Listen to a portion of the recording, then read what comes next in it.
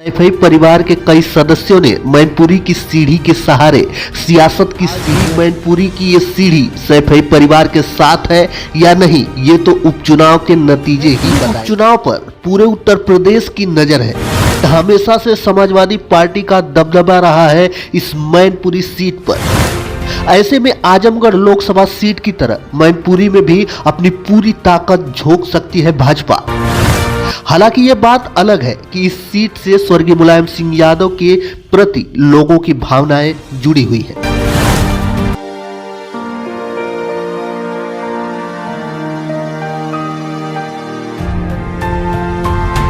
और ये वही मैनपुरी है जिस सीट पर चढ़कर सैफई परिवार ने सियासत की बुलंदियां चढ़ी हैं।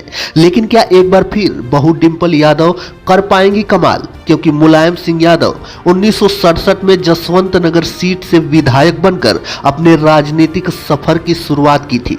लेकिन समाजवादी पार्टी और मुलायम सिंह यादव को असली पहचान तो मैनपुरी ने ही दिलाई। मुलायम सिंह यादव ने 1996 में पहली बार मैनपुरी लोकसभा जीतकर ही देश के रक्षा मंत्री बने थे। इसके बाद एक नहीं बल्कि सैफई परिवार के कई सदस्यों ने मैनपुरी की सीढ़ी के सहारे सियासत की सीढ़ियां चढ़ी। लेकिन अब तो देखने वाली बात यह होगी कि आज भी मैनपुरी की ये सीढ़ी सैफई परिवार के साथ है या नहीं, ये तो उपचुनाव के नतीजे ही बताएंगे। मैनपुरी को मुलायम सिंह यादव की कर्मभूमि यूं ही नहीं कहा जाता, क्योंकि मंचों पर जब भी वो चढ़ते थे तो मैनपुरी को अपना दिल और आजमगढ़ को धड़कन बताते हुए कितने लोगों ने सुना होगा।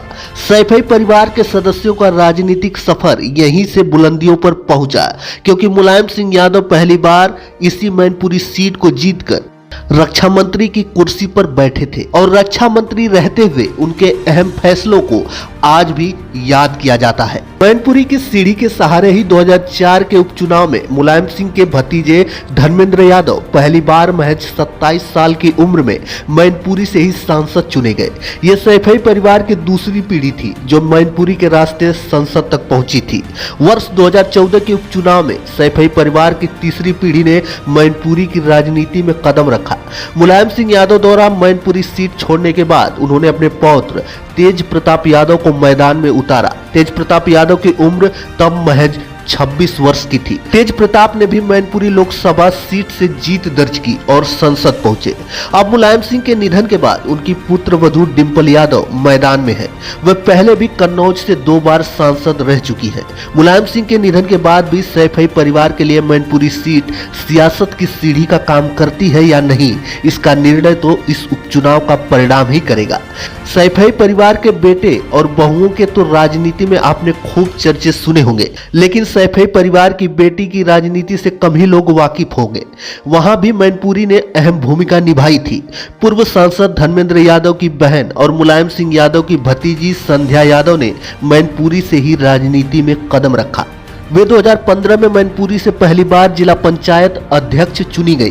पूरे 5 साल वे पद पर रही। हालांकि 2021 में उन्होंने भाजपा का दामन थामकर जिला पंचायत चुनाव लड़ा और उन्हें हार का मुंह देखना पड़ा।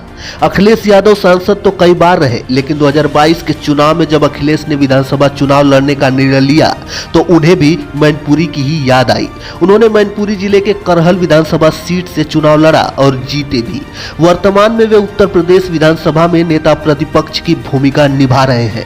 लेकिन अब क्या एक बार फिर मैनपुरी सैफई की बहू डिंपल यादव को सांसद बनाकर ये दिखाता है कि वाकई में आज भी मुलायम सिंह यादव के दिल में बसता है ये मैनपुरी।